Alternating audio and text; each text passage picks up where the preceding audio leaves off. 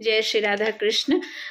हरि ध्यान निष्ठ भक्तों को पढ़ रही थी, उसमें काफ़ी सारे भक्त आ चुके थे। तो आज जो अंतिम में है तो महाभागवती व्रज गोपियों का है।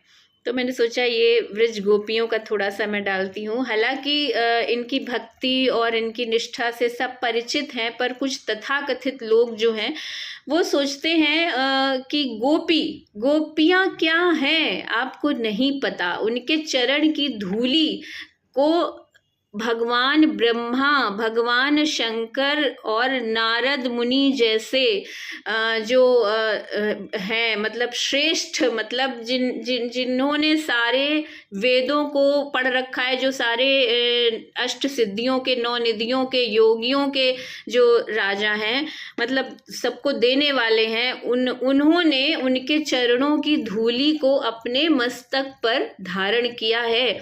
और भगवान भोले शंकर को भी जब भगवान के उस रूप को देखने की इच्छा हुई तो उनको गोपी रूप ही धारण करना पड़ा। श्री नारद जी को गोपी रूप धारण करना पड़ा भगवान के उस अतुलनीय रूप को देखने के लिए। तो आज मैं पढ़ रही थी महाभागवती व्रज गोपियां।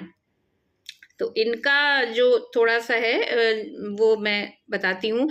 इन व्रज गोपियों पर एक श्लोक है, वंदे नंद व्रज स्त्रीणाम पाद रेणुम भीक्षणशः यासाम हरिकथोद्गीतम पुनाति भुवन त्रयम। नारद जी ने अपने भक्ति सूत्रों में गोपियों के परम प्रेम का आदर्श बताया है, यथा व्रज गोपिका नाम। इसी प्रकार सूरदास जी कहते हैं, गोपी प्रेम की ध्वजा, वे हरि की परम आनंदिनी, परम आह्लादनी शक्तियां ही हैं जो गोपियां जी हैं। भगवान से भिन्न उनका कोई स्वरूप ही नहीं है। उद्धव जैसे ज्ञानी भी उनके अलौकिक प्रेम को देखकर कह उठे, आसामहो चरण रेणुजुषामहं श्याम वृंदावने किमपि गुल्मलतोषिधानाम। मैं यदि वृंदावन की कोई लता या गुल्म बन जाता तो कृत्य हो जाता। क्यों?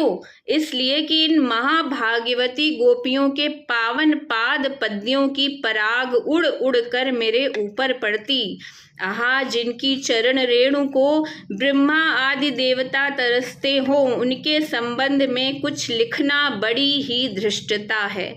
धन्य है ऐसी गोपियां जिनके लिए प्रभु ने रास लीला की और जिनके छछिया भर छाछ के लिए वो प्रभु नाचे, जो विधि हरि शंभु के नचावनी हारे हैं, जो भगवान शंकर और भगवान ब्रह्मा को भी नचाने वाले हैं। तो छछिया भर छाछ पे नाचे प्रभु, ऐसे गोपियन की